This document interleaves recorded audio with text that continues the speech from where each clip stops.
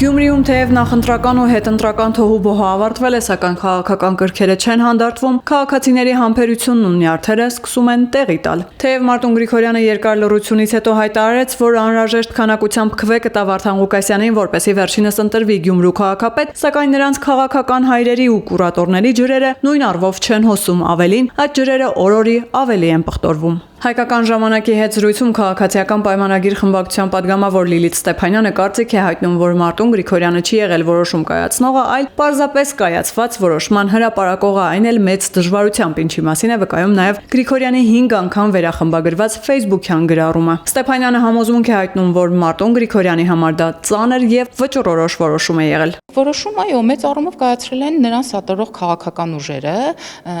ինչ որ չափով նաև վստահ եմ դերակատարություն ուներ նրա աջակիցների շարքում, այսպես ասած, Հայաստանի երրորդ նախագահը, որովհետև դրանք ովքեր որ հետևում են քաղաքական անցուդարձին, ապա վստահաբար կնշեն, որ երկու նախագահների միջև վեճը ոչ միայն հրապարակային է, թե 2018 թվականին ով հեղաշրջում արեց, ով աջակցեց, ով իշխանությունը փոխանցեց կամ չփոխանցեց, որը բոլորովին անիմաստ է, իշխանությունը դրսում դրած, այսպես ասած, ճամպրուկ չէ, որ փոխանցեն, այս նույն հակամարտությունը ինչ որ առումով լոկալիզացվեց եւ տեղափոխվեց Գյումրի։ Եվ ըստ էության Սերժ Սարգսյանն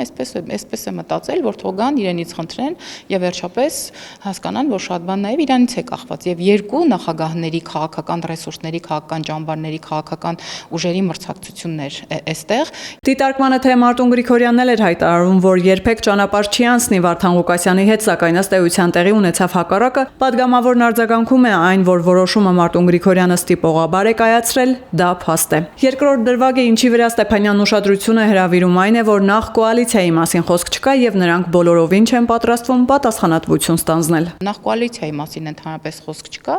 եւ երկրորդ պատասխանատվության մասին խոսք չկա, երբ որ լիդերներից մեկը օրինակ հայտարարեց, բաց գործարք առաջարկեց քաղաքացիական պայմանագրին, ասաց, որ հա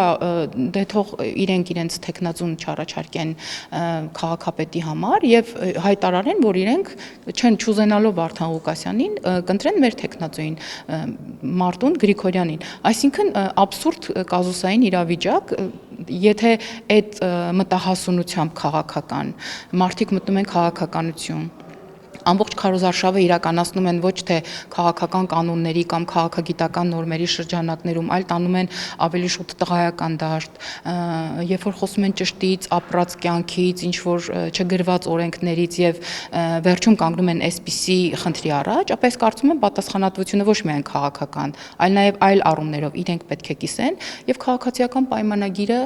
բավականին մեծ թվով ձայներ է հավաքել, մենք շատ գոհ ենք արդյունքներից, բնականաբար մենք ցանկանում էինք ավելին։ Ստեփանյանն ասում է, որ ողջունում է Վարդան Ղուկասյանի վառ երևակայությունը, ով Բեռլին մտնելուց հետո պատրաստվում է հետ բերել Արցախը, Մուշը, Կարսը։ Ողջունում եմ պարոն Վարդան Ղուկասյանի երևակայությունը առ այն, որ այսպես կարող եմ մատ թափ տալ իշխանությունների վրա եւ ինչ-ինչ որոշումներ կամ ինչ-ինչ պայմաններ առաջ քաշել կամ դնել կառավարող ուժի առաջ, իսկ Վարդան Ղուկասյանը ընդամենը մեկն է այն, եթե իհարկե ընտրվի, որովհետև տեսնելով թե ինչ է կատարվում ընդդիմադիր դաշտում, երկրորդ նախագահի աջակիցների եւ երրորդ նախագահների աջակիցների ճամբարում, այս իրար հերթ չտալով այս հարցազրույցները, ես շատ խուլ դժգոհություն եւ այնուամենայնիվ ինչ որ հակասություններ, տարաձայնություններ եմ նկատում եւ չի բացառում, որ այս ամենը իրենց հանգուցալուծումը ստանան արդեն կոնկրետ քվեների տեսքով ապրիլի 16-ին Գյումրիում։ Ես սա չեմ բացառում,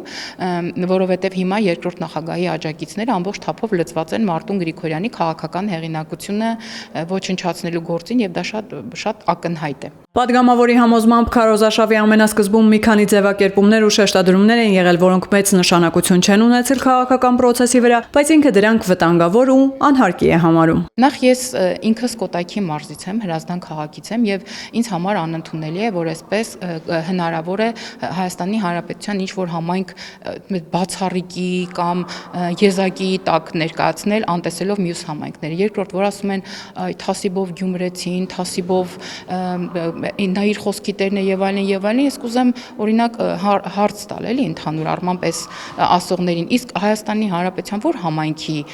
բնակիչներն են անթասիբ, որ հենց մենակ գյումրեցիներն են թասիբով եւ նույնը Վարդան Ղուկասյանի հետ կապված ես կարծում եմ մի տեսակ մենք շատ ենք այսպես ինտրիգները, այս խորհրդավորությունները կամ գուցե նաև անհարկի ուշադրությունը սևեռել իր վրա։ Վարդան Ղուկասյանը ընդամենը կարող է դառնալ մեկը այն համայնքապետերից, որը չի կիսում քաղաքացիական պայմանագրի տեսակետները, կառավարող ուժի դիրքորոշումները չի կիսում, եւ մենք Հայաստանի Հանրապետություն ունենք բազմաթիվ այլ գյուղական եւ քաղաքային համայնքներ, որտեղ իշխանությունը համայնքապետը կառավարող ուժից չի եւ սովորական նորմալ համագործակցում է կառավարության հետ։ Ստեփանյանը նշում է, նույնիսկ եթե Վարդան Ղուկասյանը ընտրվի Գյումրու քաղաքապետ, դա պատմության մեջ ամենակարճ կյանք ունեցող ավականին է լինելու։ Որտեղ այդ հակասությունները եւ տարաձայնությունները արդեն կան եւ ըստ երևույթին խոսքը ոչ թե կոալիցիայի մասին է, այլ այսպես դե որ շատ խնդրեցիք, շատ ասեցիք, շատ հորդորեցիք, մի քիչ շատ թասիբի գցեցիք, լավ ես տալիս եմ այդ անհրաժեշտ ձայները, որպեսզի օրինակ Վարդան Ղուկասյանը դառնա քաղաքապետ։ Դուք պատկերացնում եք վաղ մյուսօրը հարումի հարց է լինելու, բյուջեի հաստատում է լինելու կամ տարբեր նախագծեր է լինելու, առանց այդ այս խնդիրները եւ տարաձայնությունները չեն լուծվում ընդհանուր առմամբ, երբ որ Մարտուն Գրիգորյանը որոշակի ձայներ է տալու։ Այսինքն այս հակասություններում ամեն անգամ Վարդան Ղուկասյանի թիմը պետք է վերցնի իր թիմին կամ իր թիմից մի քանի հոգու եւ այսպես դռները թակելով այլ ավագանու անդամների խնդրի աղաչի համոզի, որպեսզի նրանք գան եւ քվորում ապահովեն, ինչպես նաեւ այս կամ այն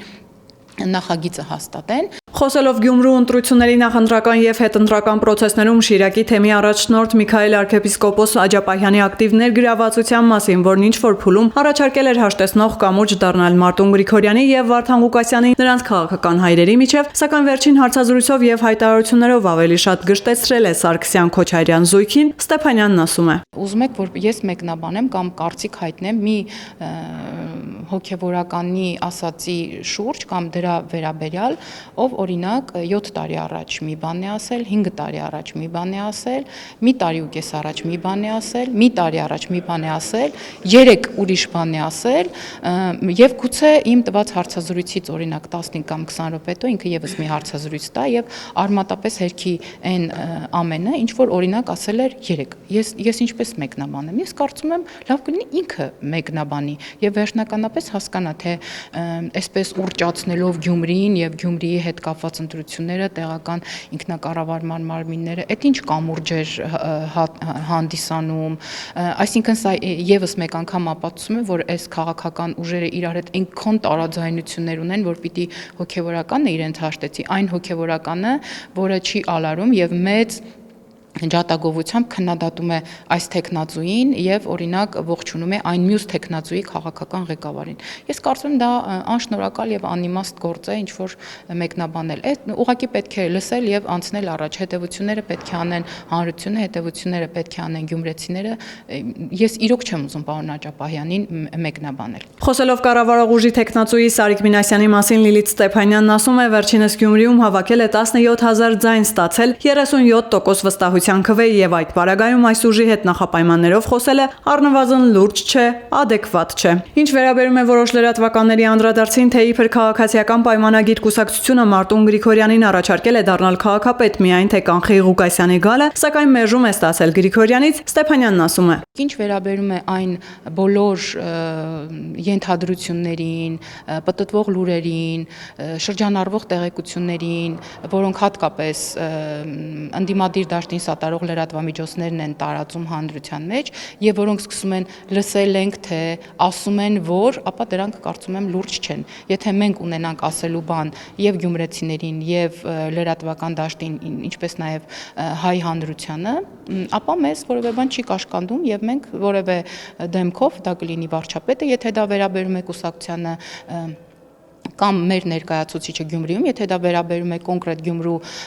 ընտրություններին եւ ապրիլի 16-ին ընթառաջ ինչ-ինչ դիրքորոշումներին, ապա մենք դրա մասին կբարձրաձայնենք։ Պատգամավորի խոսքով քաղաքացիական պայմանագիրը ինչպես մնացած բոլոր այս հարցում եւս բավականին թափանցիկ է անկեղծ, ինչը նաեւ բուռն քննադատությունների առիթ է տալիս, բայց իշխող ուժը ամեն դեպքում գործարքի չի գնացել եւ տերեր յուրաքանչյուր գյումրեցու։ Պատգամավորը հավելում է, որ ԿՊ ներկայացուցիչը վերցնելու է մանդատը եւ պաշտոնավարելու է ավականու կազմում որպես ընդդիմադիր ուժ, այնպես ինչպես մի շարք համայնքներում։